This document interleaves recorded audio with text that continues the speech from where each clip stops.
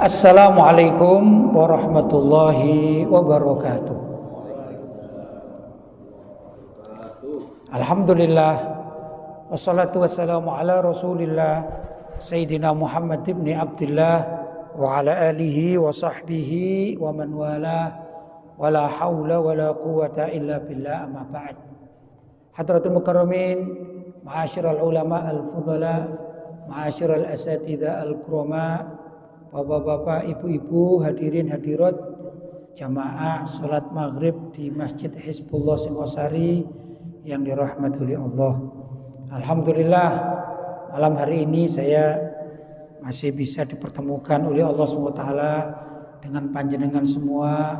Mudah-mudahan pertemuan kita ini dicatat sebagai amal ibadah yang pahalanya dilipat gandakan. Allahumma amin. Dan mudah-mudahan perjumpaan semacam demikian ini dicatat sebagai silaturahim dan dilanggengkan, diabadikan oleh Allah sampai kita menghadap kepada Allah SWT dalam naungan bimbingan junjungan kita Nabi Muhammad sallallahu alaihi wasallam.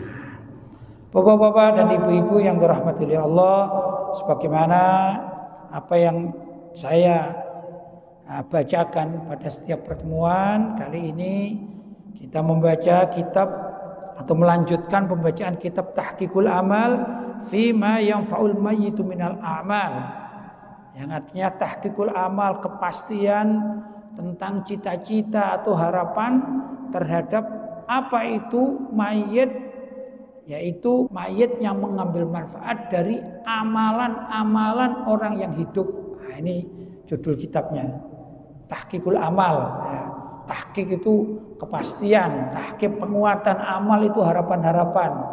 Fima terhadap apa yang faul mayit. Mayit itu memberi atau mengambil manfaat minal a'mal, dari amalan-amalan orang yang masih hidup. Maksudnya kalau ada orang sudah mati, meninggal dunia, dia kan sudah tidak bisa sholat, dia kan tidak bisa sedekah, dia tidak bisa zikir kepada Allah kan, ya secara lisan seperti kita masih hidup. Nah, apakah mayit-mayit itu tetap mendapatkan manfaat bila mana kita yang hidup mendoakan mereka, membacakan surat Yasin dan lain sebagainya. Ini tema kitab yang kita baca ini sudah pada halaman 12, jadi tinggal melanjutkan. Tapi tetap saya ambilkan cuplikan ringkasnya bahwa pelajaran terdahulu ini membahas tentang apa saja yang bisa menyebabkan mayit itu mendapatkan pahala, ya. Dalam hadis yang sangat terkenal, yaitu idza mata ibnu Adam, apabila mati atau meninggal dunia ibnu Adam, anak Adam, in qata'a amaluhu, maka amal ibadahnya terputus. Maksudnya gimana terputus? Iya, kalau bentar lagi Ramadan, terus sekarang ini ada yang meninggal dunia, apakah yang meninggal dunia Pak Polan ini bisa puasa Ramadan? Ya tidak bisa, sudah terputus, nyawanya ada terputus, apalagi amalannya. Makan tidak bisa, minum tidak bisa, jalan tidak bisa, sholat tidak bisa, zakat tidak bisa, haji tidak bisa, sudah mati kan begitu. Namanya inqata'a amaluhu illa min thalas, kecuali dari 3 hal. Ini kalau menurut para ulama, ini hadis di awal Nabi Muhammad memahami bahwa hanya 3 hal ini yang tidak terputus. Tapi pada hadis-hadis berikutnya Nabi Muhammad bisa dikatakan meralat, ya, karena ada beberapa juga amalan-amalan yang tidak putus begitu, ya. Tapi ya itulah namanya di dalam istilah hadis atau ayat itu namanya ada nasikh dan mansukh. Nasikh dan mansukh. Nasikh itu sesuatu yang menghapus, mansukh itu yang dihapus. Begitu. Contoh kalau lebih mudah ya, seperti peraturan itu ya, peraturan. Kita kemarin PSBB untuk wilayah Malang. Itu seingat saya sampai tanggal 29 Januari, ya dah. Nah, kemudian setelah diteliti oleh pihak yang berwenang, akhirnya yang sampai 9 Januari namanya dimansuh. hukumnya dimansukh, dihapus, kemudian ditambahi sampai 8 Februari. Lah, pengumuman 8 Februari namanya nasikh, penghapus hukum 29 Januari. Itu namanya nasikh dan mansukh, ya. Apa salah? Ya enggak, kan begitu. Pemahaman semula dari pihak kesehatan maka melihat bahwasanya pandemi ini akan selesai pada saat tanggal 29 Januari. Setelah berjalan ternyata ada penelitian lain, ini belum selesai, maka diperpanjang menjadi 8 Februari. Namanya nasikh dan mansukh. Kalau ada pertanyaan, apakah pengumuman PSBB itu sampai tanggal 29 Januari maksudnya? Enggak salah. Ya, cuma belum ada pemahaman baru. Lah, setelah ada pemahaman baru, yang ini dihapus, kemudian diterapkan pemahaman baru yaitu tanggal 8 Februari. Apa enggak ada lagi nasikh yang lain sekarang? Kayaknya ada ya. Ya, saya enggak tahu. Ada atau tidak ada saya enggak tahu ya. Tapi untuk Singosari ini kan masih ada pandemi masih ada kan, berarti mungkin dari kecamatan walaupun tidak dari pusat. Begitulah yang namanya hukum di masyarakat, ya. Itu terjadi juga pada Nabi Muhammad SAW.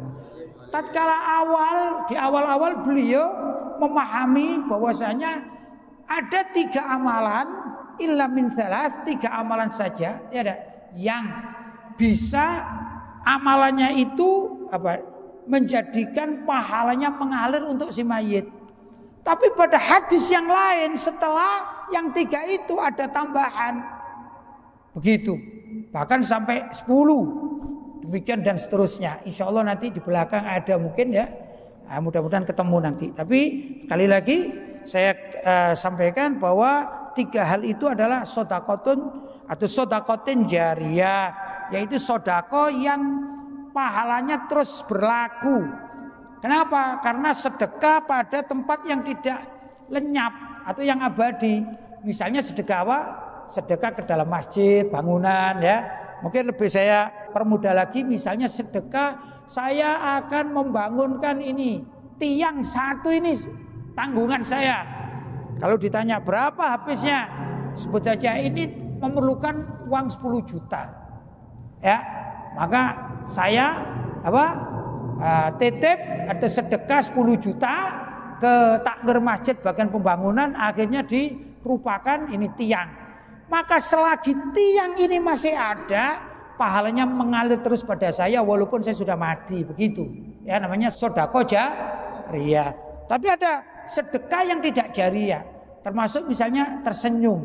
Dikatakan tabassumuka fi wajhi akhika sedekatun. Senyummu kepada sesama muslim saudaramu itu sedekah. Tapi sedekah di sini bukan sedekah jariyah. Selagi kita senyum hari misalnya apa, itu adalah sedekah dapat pahala. Kalau kita cemberut lagi, ya sudah pahalanya tadi saja, tidak mengalir. Ya, beda kalau apa? Kalau kita membangun ya tadi tiang masjid atau ini pengimaman atau beli karpet dan lain sebagainya. Selagi barang-barang itu masih dipergunakan untuk sholat, kalaupun kita mati, maka akan terus pahalanya mengalir. Namanya sedekah jariyah. Au ilmin yuntafa'u bihi, atau ilmu yang dimanfaatkan oleh pihak lain. Misalnya saya ini begini mengajarnya, bapak-bapak dan ibu-ibu, kalau beli daging jangan sampai daging sapi tiren, itu haram. Misalnya, ya, saya bilang begitu. Apa tiren? Mati kemarin, berarti bangkai, ya. Maka kalau ada orang, dia tahu ada penjual daging sapi, tapi sapinya sapi tiren, ya sudah. Misalnya ibu-ibu lah belanja, ada 2 pedagang daging sapi, toko A dan toko B.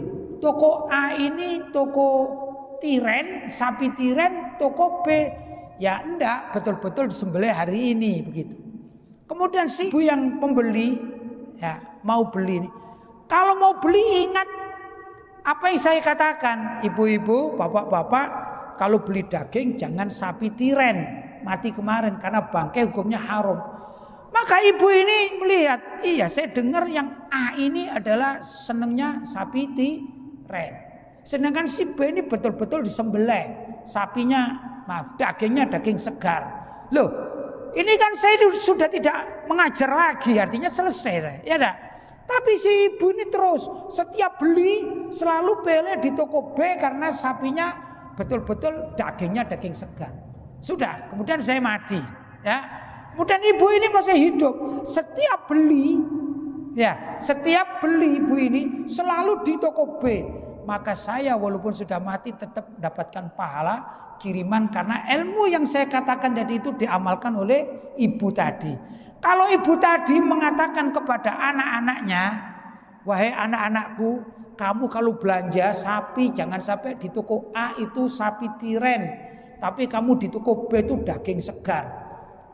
Nah, si ibu ini meninggal dunia, anaknya melanjutkan, maka saya yang mengajarkan, namanya ilmu yang yuntafa'u bihi, diambil manfaatnya, itu saya tetap dapat pahala yang dilakukan oleh si anak, bukan lagi si ibu.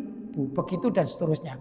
Kalau si anak mengajar kepada cucunya, maka saya juga mendapatkan pahala terus. Itu namanya apa? Ilmu yang bermanfaat. Walaupun saya sudah di dalam kuburan. Kurang lebih begitu gambarannya. Jelas ya? Awaladin solihin yad'ulahu, atau anak yang soleh yang mendoakannya. Ini maklum. Nah, itu saya ulang pelajaran, yaitu anak soleh yang mendoakan. Kalau keluarganya, ayah dan ibunya sudah meninggal dunia, punya anak yang soleh, ada.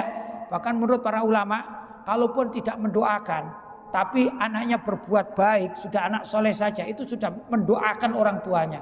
Saya gambarkan, ayah saya dan ibu saya sudah wafat. Ya, saya tidak mendoakan, tapi saya mengaji di sini. Kan ini kan amalul birri, mengajar kan amalul birri, perbuatan baik. Maka ayah saya dan ibu saya otomatis dapat pahalanya apa yang saya lakukan. Kenapa? Karena saya dididik menjadi orang yang soleh, dan saya ini bisa berlaku soleh, yaitu ibadah dan sebagainya.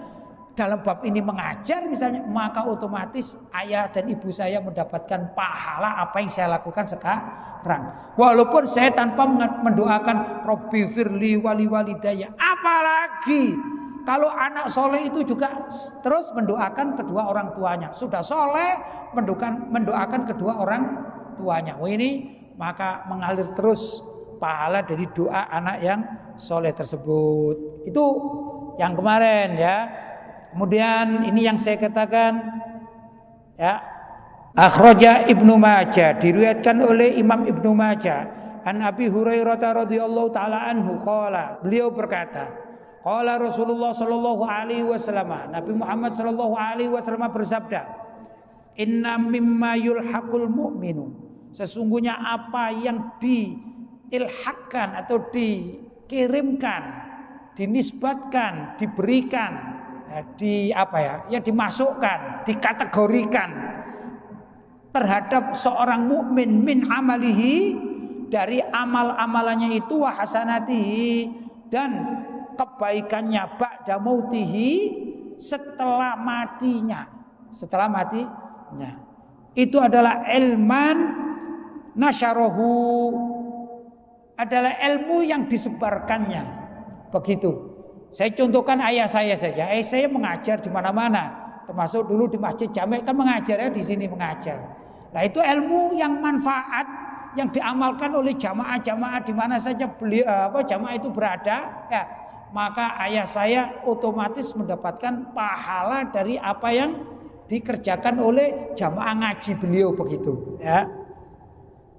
Wa waladan sholihan tarakahu, dan anak soleh yang ditinggalkannya, begitu, ya. Nah, ya, anak-anaknya ayah saya yang berbaik, yang selalu berbuat baik, beribadah dan lain sebagainya. Maka itu ibarat harta kekayaannya abah kalau mempunyai anak-anak yang soleh. Kita pun demikian. Kita ini kalau kepingin mempunyai harta kekayaan yang dibawa mati, maka anak-anak kita hendaklah pandai mengaji. Begitu. Walaupun mereka tidak mendoakan, selagi anak-anak kita tuh pandai mengaji, ahli ibadah, ya dah. Ada yang hafal Quran, ada yang belajar agama, ada yang ahli majlis taklim, ada yang ahli sedekah dan lain sebagainya. Ya dah. Maka itu termasuk kekayaan kita tatkala kita mati, begitu. Wa mushafan warathahu, atau mushaf Al-Quran mushaf warathahu, yang ditinggalkannya sebagian orang. Ada orang yang senang mencari Al-Quran, mungkin kalau bahasa mudanya membeli Al-Quran gitu ya. Nah, kalau bahasa sekarang mengadopsi katanya begitu ya.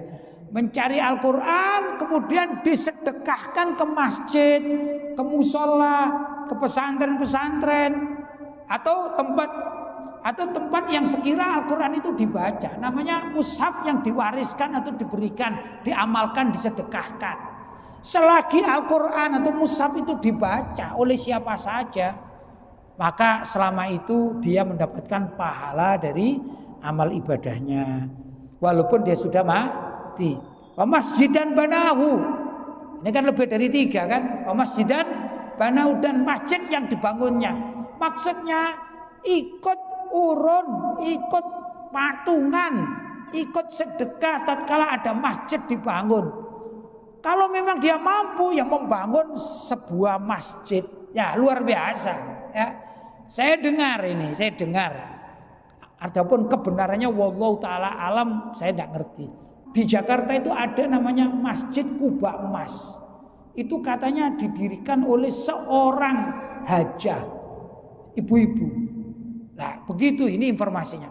Berarti apa? Itu masjid ya sudah. Pahalanya tatkala Masjid Kuba Emas ini dipergunakan untuk sholat, dipasrahkan misalnya kepada tim atau bagaimana ya. Tapi yang membangun seorang wanita hajah, maka pahalanya ini semuanya dimiliki oleh Bu Hajah tersebut, luar biasa. Kalaupun Bu Hajah ini sudah mati misalnya, selagi Masjid Kuba Emas dimanfaatkan oleh orang, beliau akan tetap mendapatkan pahala dari bangun masjid. Kalau kita jangankan bangun satu masjid, ya enggak? Kita mencari makan aja sulit ya, tapi jangan pelit. Kalau misalnya setiap hari atau setiap bulan hanya mendapatkan rezeki satu bulannya itu 1,5 juta. Ya, kata orang Singosari, mbok yao gitu ya. Mbok yao yang 100 diletakkan di suatu tempat sedekah. Kalau misalnya ada pesantren lagi bangun, ada masjid lagi bangun, ada musola lagi bangun, walaupun cuma 100.000, ya dah, itu kan lumayan. Sebagai apa? Besok jadi kiriman pahala bagi kita. Kita 1 bulan hanya mendapatkan bayaran berapa? 1,5 juta. Maka dikurangi 100.000, jadi berapa? Sisanya 1,4 juta. Insya Allah cukup. Ya. Yang 100 saja ini, walaupun tidak setiap bulan loh ya. Syukur-syukur setiap bulan 100. Begitulah cara berpikir kalau kita kepingin ikut bangun masjid, karena pahalanya akan berkesinambungan. Begitu. Wa baitan libni sabil banahu, atau mendirikan rumah yang dipergunakan untuk ibnu sabil, orang-orang asing, atau orang-orang yang bepergian, atau mungkin kalau sekarang namanya seperti anak jalanan gitu ya. Ada orang bangun rumah dipergunakan untuk fasilitas umum tapi yang baik, kemudian diurus dengan yang baik, ya dah. Di situ sediakan musolanya atau peralatan-peralatan ibadah. Syukur-syukur kalau dikasih ada ngajinya, tapi untuk umum. Namanya ibnu sabil, orang yang bepergian boleh tidur di situ ya, semacam rumah singgah begitu ya. Membangun seperti itu. Wah, ini pahalanya besar. Tapi kan tidak semua orang begitu kan? Ya. Orang kadang-kadang sudah membangun rumah, mau dijadikan ibnu sabil, dibilang sayang-sayang ini. Ponakan saya belum punya rumah ini. Kasih ponakan aja lah. Anak saya, cucu saya, kan gitu umumnya orang ya. Nah, tapi kalau ini enggak, betul-betul dia membangun rumah untuk ibnu sabil, tempat rumah singgah siapa saja yang yang mau memanfaatkannya dengan kebaikan begitu. Wa nahron ajrohu, atau sungai yang dialirkan. Jadi misalnya ada sungai, ini sungai Singosari ini ya. Kemudian ada orang berinisiatif dengan perizinan resmi membuat aliran untuk beberapa desa. Begitu kurang lebih. Maka tatkala air itu terus mengalir setelah ada irigasi tambahan dari seorang yang berbuat baik, selagi irigasi ini terus dipergunakan sampai anak cucu, maka orang yang membuat ini mendapatkan pahala. Begitu. Wa shadaqatan akhrajaha min malihi, dan sedekah yang dikeluarkan dari hartanya fi sihhatihi, tatkala dia masih sehat, wa hayatihi, dan tatkala dia masih hidup, tulhiquhu min ba'di mautihi, akan mengikuti setelah orang itu meninggal dunia. Jadi intinya sedekah-sedekah yang dikerjakan atau dikeluarkan ya dari harta bendanya, maka selagi itu dimanfaatkan oleh siapa saja, ini tetap orang tersebut yang bersedekah akan mendapatkan pahala jariyah. Begitu kurang lebih. Fahadal haditsu ihtawa ala sab'i khisalin. Ini hadis tadi ternyata sampai ada 7 bagian. Hadis yang pertama berapa? 3 bagian. Yang ini 7 bagian. Berarti apa? Yaitu nasikh dan mansukh ya. Tudammu ila tsalasil awal, dan dikumpulkan menjadi 3 yang pertama tadi. Ya, al-awwal yang pertama tadi, sebenarnya 3 itu mencakup dengan beberapa bagian-bagian kalau diuraikan begitu. Bahkan tablughul asyron, sampai bisa 10 sesi atau 10 bagian amalan-amalan. Wadza, karena itu waqad zada Suyuti 'alaiha wahidatan aidan, bahkan Imam Suyuti menambahi. Wa nadhama dzalika biqaulihi, dan Imam Suyuti radhiyallahu taala anhu, ini ulama Ahlussunnah wal Jamaah ya, bermadzhab Syafi'i, menambahi dan menjadikan satu bait syair nazam. Idza mata ibnu Adam laisa yajri, apabila mati ibnu Adam, anak Adam manusia, laisa yajri, tidak akan mengalir alaihi pada dirinya, min hisolin, dari amal-amalannya, ghairi asyri, kecuali 10 perkara. Yang mengalir itu 10 perkara menurut siapa? Imam Suyuti. Ulumin bathaha, ilmu yang diajarkannya atau disebarkannya, wa doa inajli, dan doanya anak keturunan, anak cucu, wa khursin nakhli, dan kalau ada orang yang menanam kurma, maksudnya kurma di sini itu maksudnya buah-buahan.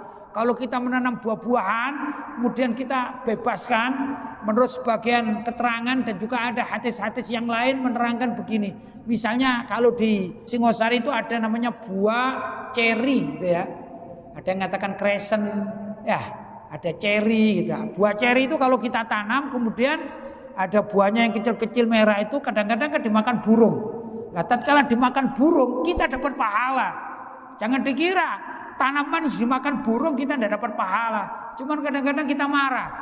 Termasuk juga kalau kita punya mangga dimakan codot, wah codot besok saya tembak besok, kan gitu. Padahal dimakan codot itu kita ini dapat pahala ya. Kalau niatnya memang untuk maslahatan umum, bahkan kemaslahatan makhluk hidup begitu. Ya, itu dikatakan wa qasrin nakhri, termasuk juga menanam korma. Was-shadaqat ditajri, dan sedekah yang jariyah sudah maklum ya. Warasati mushafin waribatin taghri, demikian juga mewariskan mushaf, tadi sudah diterangkan ya, mensedekahkan atau memberikan mushaf Al-Quran ya. Buku Al-Quran itu, kitab Al-Quran ditaruh di tempat yang dibaca oleh orang. Waribatin, atau membuat tempat pendidikan. Ribat itu bisa madrasah, bisa ma'had ya. itu namanya juga ribat, yaitu alatiyar butuh yang mengikat santri begitu. Karena itu kalau di tempat pesantren Al-Quran punya ayah saya namanya Ma'had Dirosat Al-Quraniyah kan gitu, Ma'hadud Dirosat Al-Quran, pakai Ma'had. Dan juga banyak juga Ma'had kan banyak ya. Kalau tempat saya pakai Ribat Al-Murtadha, itu artinya sama ya dah. Ada juga Darul Ulum kan ada ya. Demikian dan seterusnya. Itu namanya ribat. Wa hafril bi'ri, dan juga menggali sumur untuk umum. Kan ada kan di beberapa tempat bikin sumur untuk umum, siapa saja orang desa, orang ini mau ngambil terserah. Itu selagi dimanfaatkan oleh orang lain, maka dia ini akan mendapatkan pahala. Kalau saya ingat dulu di Makkah dan di Madinah, saya kira juga di beberapa tempat ada. Itu di beberapa rumah milik orang itu ada gentong. Apa gentong namanya? Ada tempat ya, seperti kendi gitu, diletakkan air, kemudian dinginnya itu dingin dengan gentongnya itu, apalagi kalau di Saudi kan panas sekali di musim panas kan gitu. Maka banyak orang minum. Ya, seperti sekarang saya lihat di masjid-masjid ya, di masjid-masjid itu ada tempat minum gratis kan gitu kan ya. Seperti itu ya. Tapi ini yang permanen. Maka selagi dimanfaatkan oleh orang, ada orang ngambil air di situ, dia terus mendapatkan pahalanya. Au ijra'i nahri, atau mengalirkan sungai. Wa baitin lil gharibi banahu ya'wi, dan rumah untuk al-gharib, orang asing, tetamu ini ya. Banahu ya'wi ilaihi au bina'i mahalli dzikri, atau rumah yang dibangun untuk kepentingan umum, yang itu dibangunnya maka pahalanya akan ya'wi, akan mengalir kepadanya, kepada orang yang membangun. Atau juga membangun tempat zikir, yaitu majelis zikir ya, tempat-tempat ibadah. Wa ta'limin li Qur'anin karimin, atau mengajar Al-Qur'an yang mulia. Fakhudha min ahadithi bihasri, maka ambillah 10 hal tadi itu bihadithi, dengan dalil-dalil hadis, bihasri yang terbatasi, maksudnya terbatasi dengan ada yang mengatakan 3, tapi 3 itu mencakup berapa? Mencakup 7 tadi ya. Mencakup 7, yang 7 mencakup 10, demikian dan seterusnya. Yang semuanya itu kalau dicarikan ada dalilnya masing-masing. Itu demikian yang disampaikan oleh Imam As-Suyuti radhiyallahu taala anhu, takhriju ma warada fi hadhil abyat. Ini takhrij itu melihat sanad silsilahnya atau riwayat siapa begitu ya, dalam bait yang ditulis oleh Imam As-Suyuti radhiyallahu taala anhu.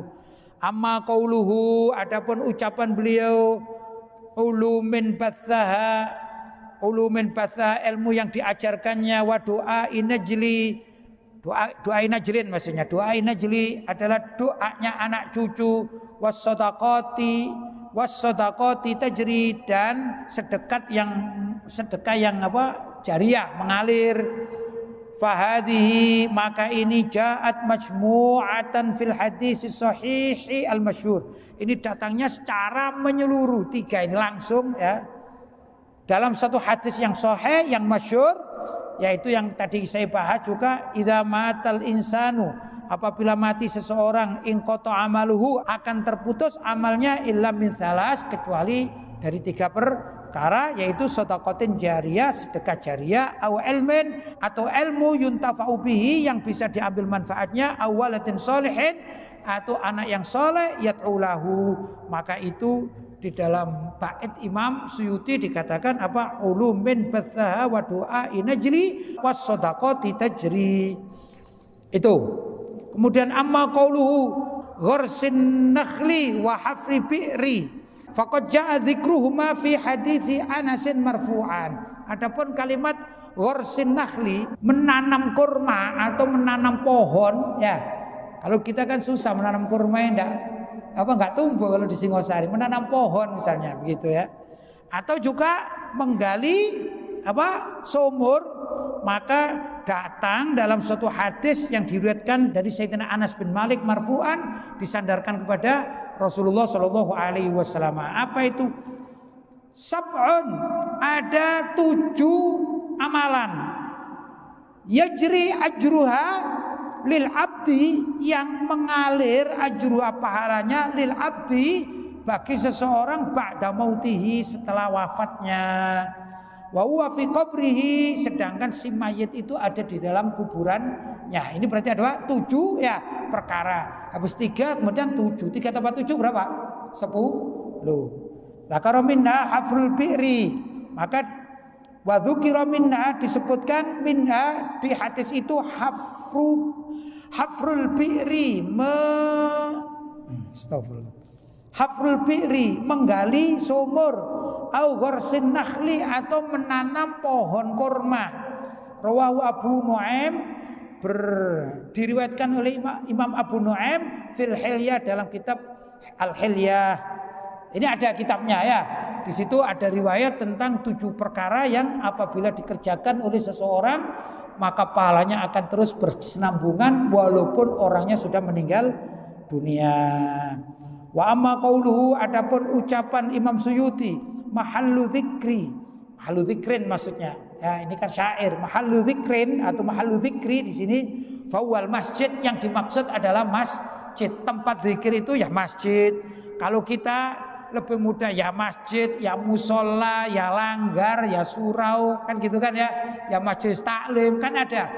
Saya tidak membuat masjid, tapi saya bikin joglo untuk apa? Untuk zikir, kan ada begitu ya. Apa istilahnya itu? Tempat-tempat itu padepokan, padepokan zikir kan ada ya. Dan lain sebagainya. Kalau itu diniati untuk tempat zikir kepada Allah SWT, maka selagi padepokan itu dipergunakan, dia akan mendapatkan pahalanya. Padepokan bisa mati tapi bisa hidup, bahkan bisa berkesinambungan sampai anak turun, anak cucu, mungkin cucu ke-11, ke-12, ke-13 begitu ya. Cicit bisa. Contohnya apa? Pondok-pondok pesantren yang tua-tua. Di Indonesia ini ada pondok pesantren yang lebih dari 1 abad, kan ada ya. Kan begitu. Nah, termasuk juga seperti padepokan yang dibangun oleh para wali songo.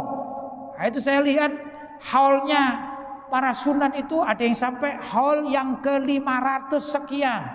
Berarti apa? 500 tahun yang terdahulu ini punya padepokan atau tempat ya, yang dikunjungi oleh masyarakat, maka para wali songo ini mendapatkan pahalanya terus mengalir kepada beliau-beliau itu. Demikianlah. Waqad taqaddama dzikruhu fi hadithi inna mimma yulhiqul mu'min. Sesungguhnya termasuk dari yang mengikuti seorang mukmin al-hadis, sebagaimana hadis yang pertama kali kita bacakan tadi, kita bahas, ini adalah salah satu tanda bahwa amalan seseorang itu yang sudah mati masih bisa menikmati tatkala dia dulu di masa hidup. Nah, berbuat baik. Tapi hadis ini, tapi kitab ini menerangkan juga, di samping orang itu bisa berkasab, mencari sesuatu untuk dirinya, maka ada lagi namanya mencari kasab berukhuwah, berteman yang baik, ukhuwah Islamiyah.